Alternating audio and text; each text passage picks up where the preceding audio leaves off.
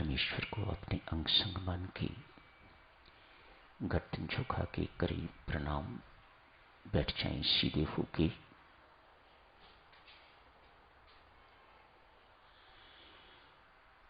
गर्दन रखें परमात्मा के आमने सामने, रीढ़ की हड्डी सीधी, सब आंख बंद करें। आंख बंद करो जी। देखो त्रिकुटी स्थान को। स्टेप्स पुनः दोहराता हूं। परमेश्वर को अपने अंग संग मान के, झुक के प्रणाम करके, सीधे होके बैठ के, आंख बंद करके, बिंदी वाली जगह, त्रिकुटी स्थान, भ्रिकुटी स्थान, आज्ञा चक्र, आप जी का तीसरा नेत्र, आंख बंद करके इस स्थान को देखिए। मन ही मन राम राम पुकारिए, याद कीजिए, गुंजाइए। ये स्टेप्स हर साधक को कंठस्थ होने चाहिए। रोज करने की चीज है, सुबह शाम। त्रिकाल संध्या भी कर सकते हैं जिन साधकों के पास समय हो। दिन में 2 बार तो बैठना ही चाहिए ध्यान के लिए। किस लिए ध्यान की इतनी आवश्यकता कही जा रही है, क्यों बल दिया जा रहा है? स्वामी जी महाराज तो बड़े बलाढ्य शब्दों में समझाते हैं। परमेश्वर की कृपा का पात्र बनना ही ध्यान का लक्ष्य है। सकल साधनाओं का लक्ष्य भी यही है। ध्यान का प्रमुखता लक्ष्य परमेश्वर से जुड़ना, इसे योग कहा जाता है। दुखों से भी योग, परमेश्वर से योग, ये ध्यान का लक्ष्य है। जो कुछ भी इसके लिए किया जाता है वे तो सब क्रियाएं हैं, लक्ष्य तो यही है, परमेश्वर के साथ युक्त होना। स्वामी जी महाराज फरमाते हैं, ध्यान का समय हमारे लिए मात्र व्यायाम का समय नहीं, योगाभ्यास अथवा प्राणायाम का समय नहीं। हमारे लिए ध्यान का समय वह है जिस वक्त हम भरसक प्रयास एवं अभ्यास कर रहे हैं, हमारी तार परमात्मा के साथ जुड़ जाए। साधारण उदाहरण देके स्वामी जी महाराज समझाते हैं। बिजली की तार जुड़ती है स्रोत के साथ, तो उसमें बिजली का प्रवाह। आपकी तार यदि परमात्मा से जुड़ेगी तो परमात्मा की कृपा का प्रवाह क्यों नहीं होगा? परमात्मा की दया का प्रवाह क्यों नहीं होगा? परमात्मा के प्यार का प्रवाह क्यों नहीं होगा? यदि नहीं हो रहा तो यही समझना चाहिए कि तार टूटी हुई है। पानी की नली, पाइप कहीं ब्लॉक्ड है, तभी पानी आपकी टोंटी में नहीं आ रहा, अन्यथा कोई कारण नहीं क्यों ना आए। पानी तो बह रहा है पाइप में, औरों के पास तो जा रहा है। आपके घर यदि नहीं पहुंच रहा तो आपको किसी प्लम्बर को बुला के तो दिखवाना होगा कि कहां ब्लॉकेज है और उसे दूर करवाना होगा ताकि पानी आपको पीने को मिल सके। कृपा रूपी जल के बिना, कृपा रूपी दूध के बिना बच्चा कैसे जिएगा? बहुत जरूरी है। क्या ऐसी चीज है साधक? चलो जो इस तन में परमेश्वर के साथ जुड़ती है या परमेश्वर के से वियुक्त होती है, विमुख होती है, उन्मुख होती है, क्या चीज है वह? उसे ही देवियों सज्जनों मन कहा जाता है। ये मन ही परमात्मा से विमुख होता है और मन ही परमात्मा के उन्मुख होता है।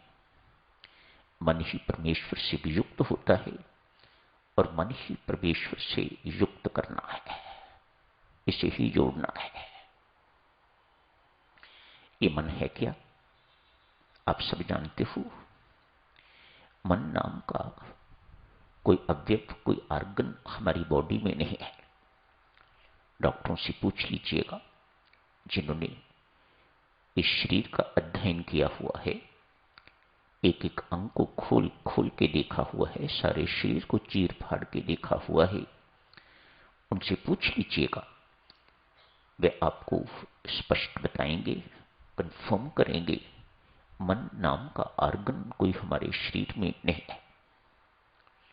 जैसे जिगर है, हृदय है, मस्तिष्क है, आंखें हैं, गुर्दे हैं, इस प्रकार का ऑर्गन जिसे मन कहा जाता है वह हमारे शरीर में नहीं है। संत महात्मा बहुत सरल शब्दों में समझाते हैं, मन कुछ नहीं है, it is just a bundle of thoughts. कर्म संस्कारों के, पिछले जन्मों के, न जाने कब से जीवन चला आ रहा है, उन जन्मों में जो कर्म हमने किए, उनके जो इंप्रेशंस जो पड़े रहते हैं, संस्कार जिन्हें कहा जाता है, दबे रहते हैं, उभरे रहते हैं, कुसंस्कार भी होते हैं, सुसंस्कार भी होते हैं, इत्यादि इत्यादि। उन कर्म संस्कारों का, अपने ही किए कर्म का, ध्यान दीजिएगा, अपने ही किए कर्मों के संस्कार, उनका पुंज मन कहता है। संतों महात्माओं ने स्पष्ट करने के लिए, हमें समझाने के लिए कितने सुंदर ढंग से हमें समझाया है। तो मन क्या हुआ? It's just a bundle of thoughts. कर्म जो इंप्रेशन छोड़ता है, जो कुछ हम करते हैं, जो कर्मों का रेमिनेंट रहता है, उन संस्कारों को, उन इंप्रेशंस के पुंज को इकट्ठा कर लिया जाए तो उसे मन कहा जाता है। मन नाम का कोई ऑर्गन हमारे शरीर में नहीं है। स्वभाव है इसका कल्पना करना। ये मन क्या करता है? जैसी बुद्धि का स्वभाव है निर्णय लेना, मन का स्वभाव है कल्पना करना। इसे संकल्प विकल्प कहा जाता है। पंजाबी में देवियों सज्जनों शब्द मुझे बहुत अच्छा लगा, इसलिए आपकी सेवा में प्रयोग किया जा रहा है। ये मन कल्प रहा है, कल्पता है।